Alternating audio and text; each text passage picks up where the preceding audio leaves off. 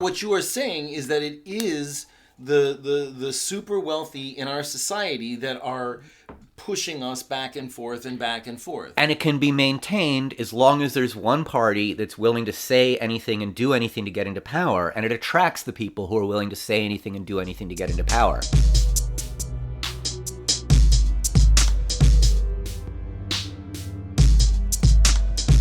Today is Friday, November 15th. Good morning, Josh. Hi, Eric. How you doing?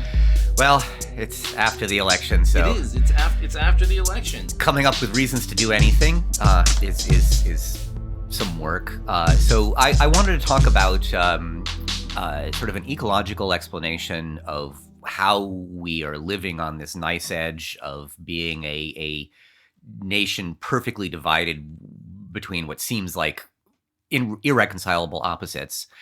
But before I do that, I just wanted to tell some nice stories, just because it's been a hard few couple weeks. Looking at cats. Yeah, something like that. So when I get up in the morning, I sit on my porch and I do some meditation, and I like to look at the birds. And I've had a relationship with the birds for a while, and I've talked about them before. Yeah. And there several years ago, there was a family of blue jays where there was a younger blue jay that saw me in a blue shirt and thought I was a giant daddy blue jay, and he or she, I can't tell actually the difference with blue jays, was actually coming and begging for food from me until I moved and it realized that I was not a giant blue jay. And ever since then was bringing the family by to come and yell at me. And for like years would bring the whole family by to sit in the tree and yell at me every morning because look at this thing.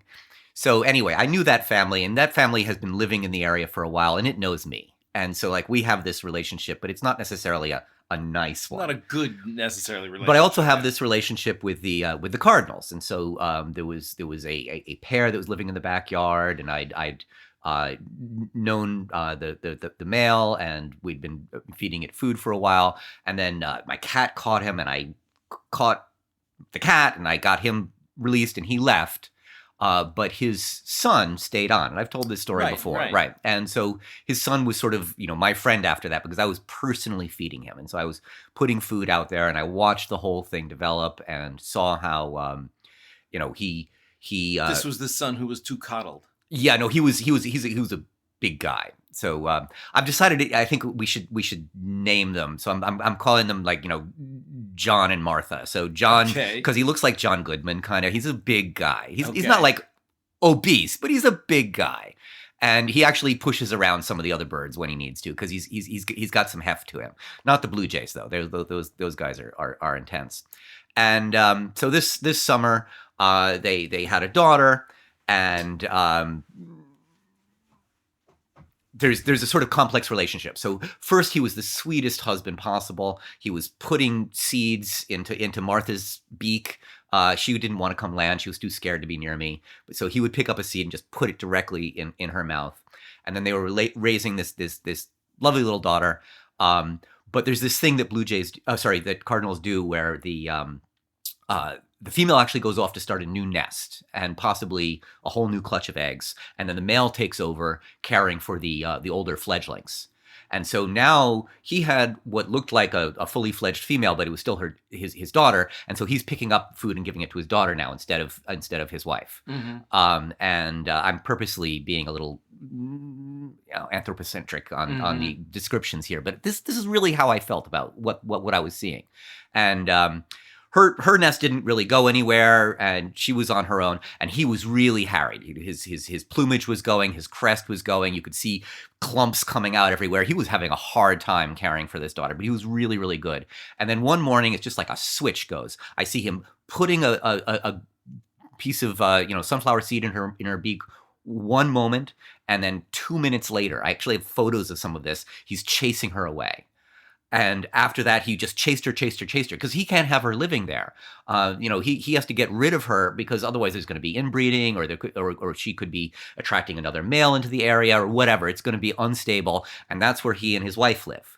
So he now spent the last 3 months chasing her around, and I was really worried that they weren't coming back anymore. And we had a new house getting built in the neighborhood. He was trying to get her to leave. He was trying to get her to leave. Time had come, and he had just and she wasn't leaving. She was going around and around. And this is what he had done. It must have been confusing. His father had been trying to get him to leave when the cat caught him.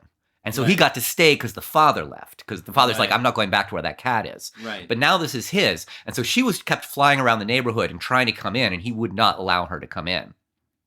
So I thought that they'd all left maybe, and I hadn't seen them in a couple of weeks, and this house was going up and it was disturbing everything. And this morning I got up a little bit earlier before there was a lot of noise in the neighborhood, and they came, and the blue jays came, and the juncos came, and the white-throated sparrows came, and everyone came. So I put a little handful of bird seed right on the railing directly in front of me. And first, the blue jays come, and they have a whole range of different calls. So they have the which is like the annoying one that everyone knows about. But they have this other one that is it's sort of commentary. It's sort of and they're saying, "Come look at this thing." And so I think it's that same family that I've now known for years comes, and they're kind of bigger and meaner than the cardinal. So the blue jay land starts eating. The other ones aren't really certain. I think it's the same one that knows me that's coming and actually eating the seeds. He can't get the rest. He can get his family to come and sort of sit in the tree, but not actually come to the seed most of the time. So he came down. He got one other one to come, and then they left. Then the male cardinal came down, and he left. And then eventually the female was able to feed. I almost never get to see her feed, so it was really nice. So she came in. So anyway, that's what's been keeping me going is seeing sort of that this larger natural world is still happening all around us, and it's perfectly normal, and everything is happening just the way it always did. Yeah. And nothing has changed. Nope. And I can pay attention to these, soap operas of the world around me and enjoy their sort of everyday as they play out and have my little ups and downs. And I don't need to think about everything else that's happening sometimes. Well, I think a lot of us are kind of aiming in that direction. I think so too. So anyway, I just wanted to say that's where my brain has been a lot of the time. But last week or a couple weeks ago, we were talking about how there's these sort of different contesting ideas within our current culture, sort of the zeitgeist. The zeit is time and geist is spirit. So the spirit of the time or ghost. So the ghost of the times is now split. We live in a schizophrenic nation that has been cut in half. It sure feels that way. And it's really like they're not sides that easily talk to each other. And we don't enjoy talking to each other anymore. It turns out that like if you actually meet someone from the other side and do talk to them, they turn out to be regular people. But everyone's regular people. Exactly. And so it's fine, but we've built this sort of, as I said, we've built a zeitgeist that's now schizophrenic, and it's very difficult to have it. We're moving to different neighborhoods. There's Democratic and Republican neighborhoods where we're not marrying each other. There's more and more of a separation every day. From what I understand, I don't know much about it, from what I'm not even dating each other. Yeah, we're not dating each other. Yeah, all of these things are moving apart. Republicans move to more Republican areas. Democrats move to more Democratic areas. Doesn't sound good. No, it's somewhat of a bad situation. And as a evolutionary biologist, ecologist, I see this is strange that we can maintain something like this. Normally, dynamic systems do not maintain equilibrium. They go one way or the other when something happens. If you have two bacteria in a jar, you only have one bacterium after a couple of days. You don't keep having two. Someone wins and someone loses. And it can be tiny random things. If you had 10 versions of them, it wouldn't always be the same one. I mean, there's chaotic interactions. Going back to the beginning, this is your very theory on how humanity rose to be humanity. We killed all the rest. Oh well, yes.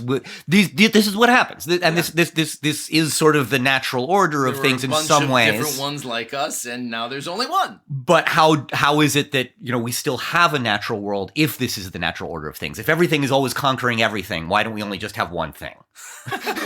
Because you can't live that way.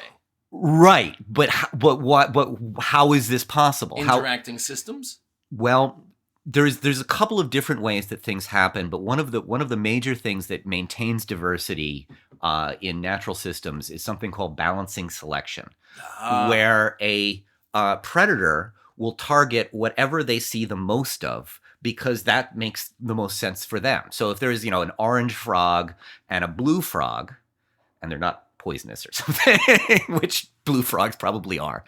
Well, yeah, same orange frogs. Too. Exactly. Like, they're both probably poisonous. I don't really see green ones. So there's some sort of predator that's figured out how to eat these things. Yes. And there's more blue frogs than there are orange ones. It's going to start having a search pattern that targets the blue frogs because it's more worth it for it. This is what you talked about in the last episode. And so it's going to start bringing them down. And so they can maintain an equilibrium. And so I was trying to figure out last time, how can there be something like this? How can there be a natural system that's doing that to us as Republicans and Democrats? And I couldn't quite figure it out. Like, what predator do we have? What predator is picking off the ones right? that are, yeah. And I don't think there's some sort of international conspiracy. I don't think there's some sort of national conspiracy. Although I do think it is serving people's interests. I think the oligarchs win when we are divided and not united against them. Yes. So I think that there are people who this is serving their interests and they're in favor of it.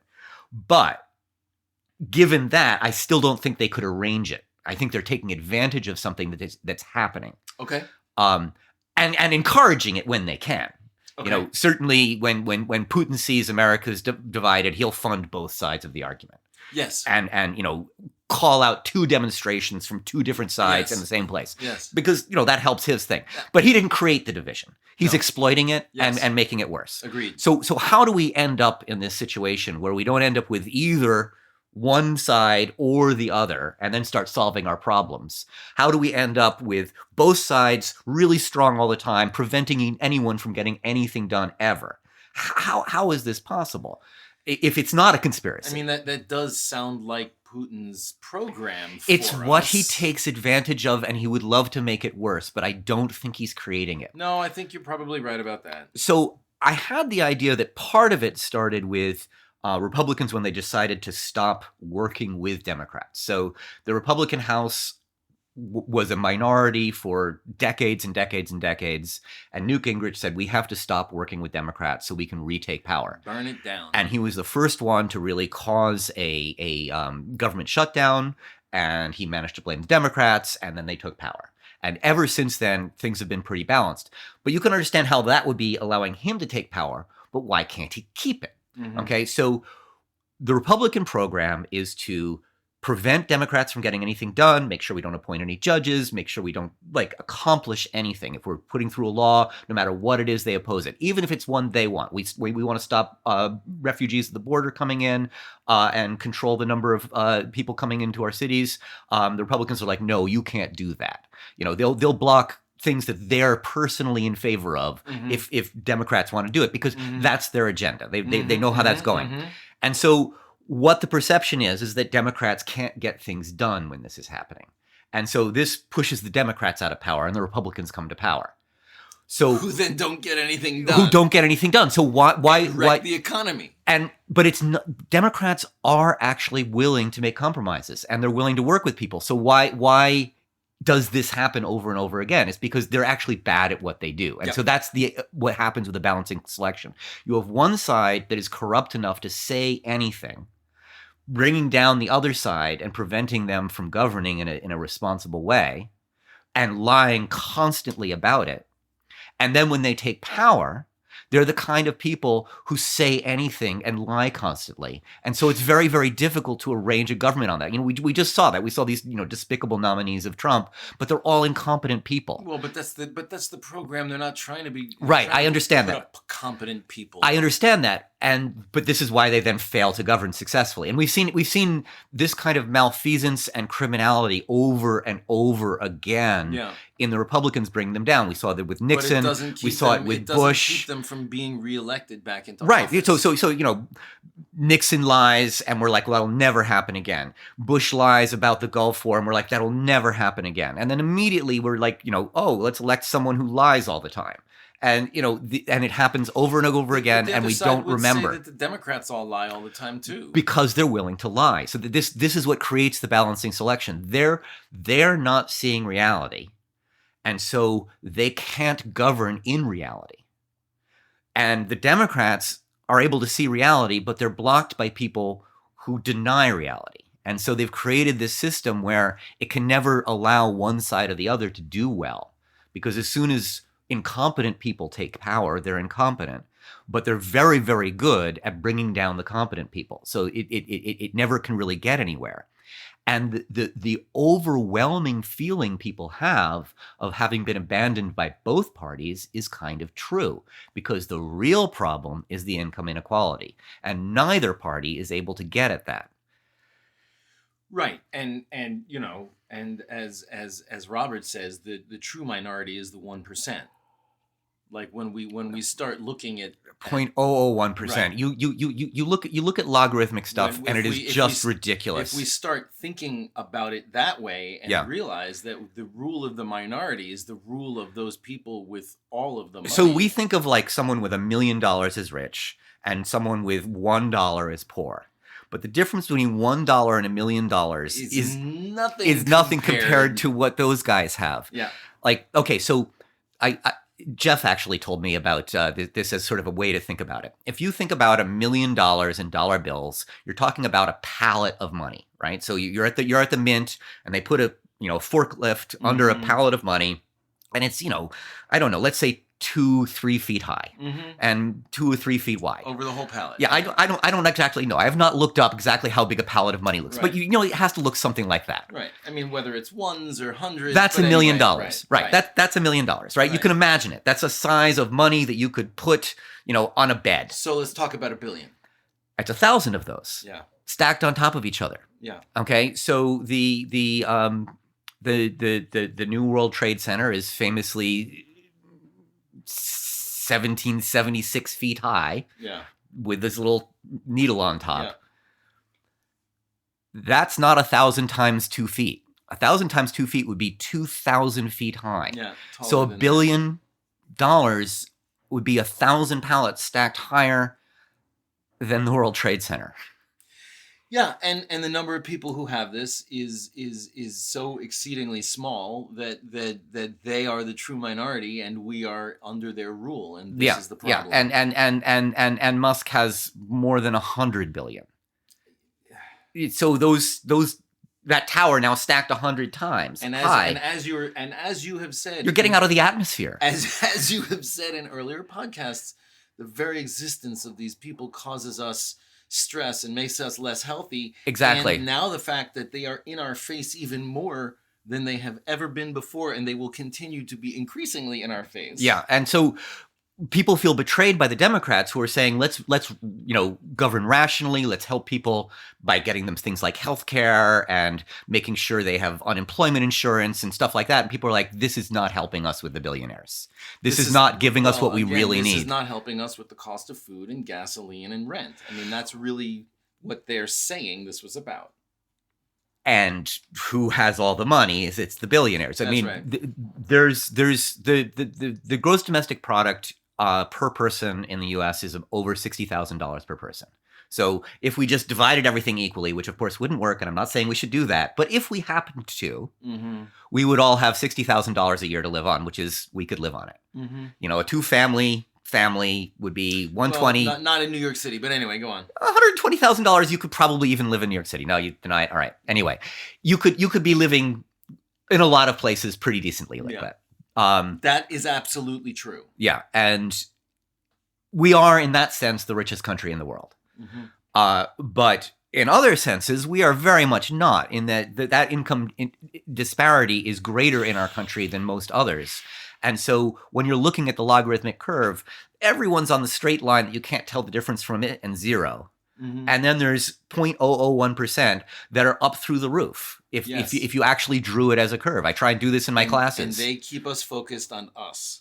So when I make a graph, the graph goes from 0 to 100 million, and all the money's up there at 100 million, and 1 million on a chart of 0 to 100 looks a lot like 0. Goes up to 1. Yeah, exactly. If you have 100 clicks that get you up to 100 million, that 1 million is going to be 1, and 250,000 is going to be 1/4 of 1.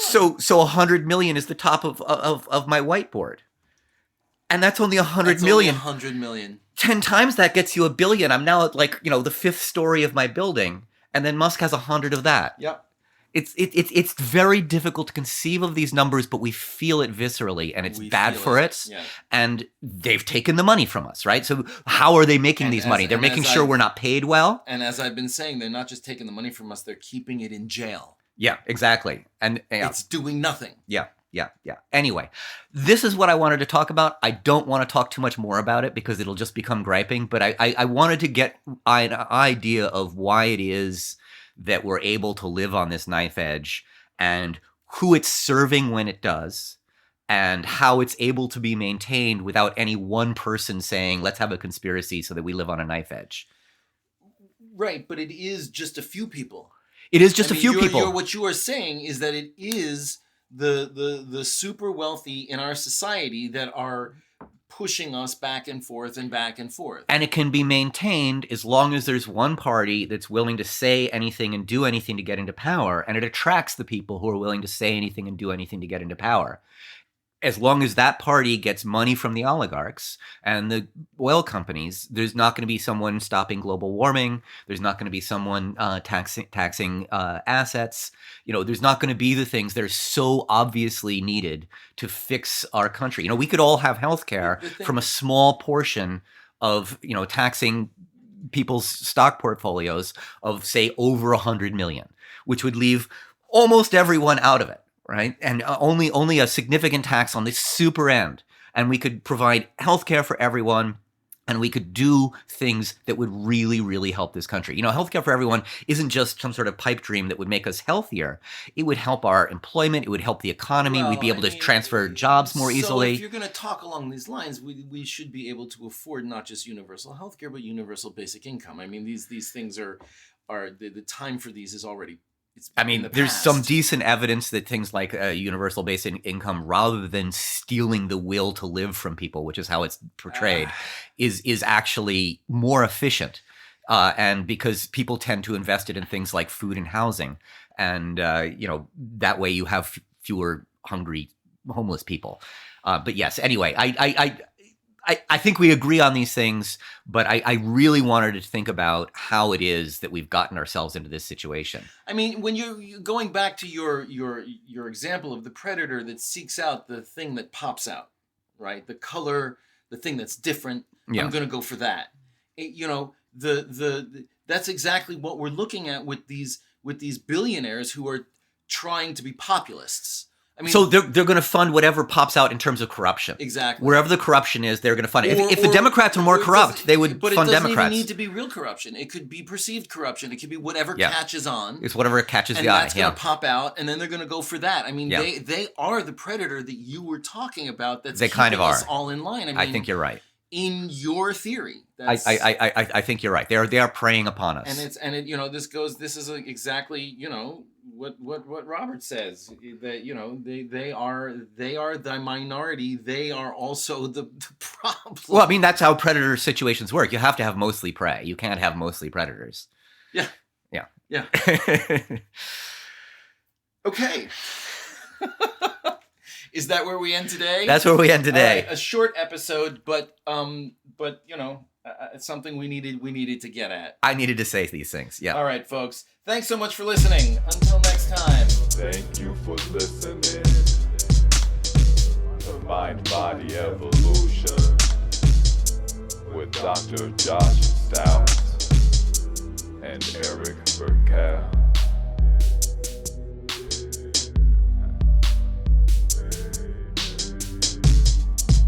Go to Mind Body Evolution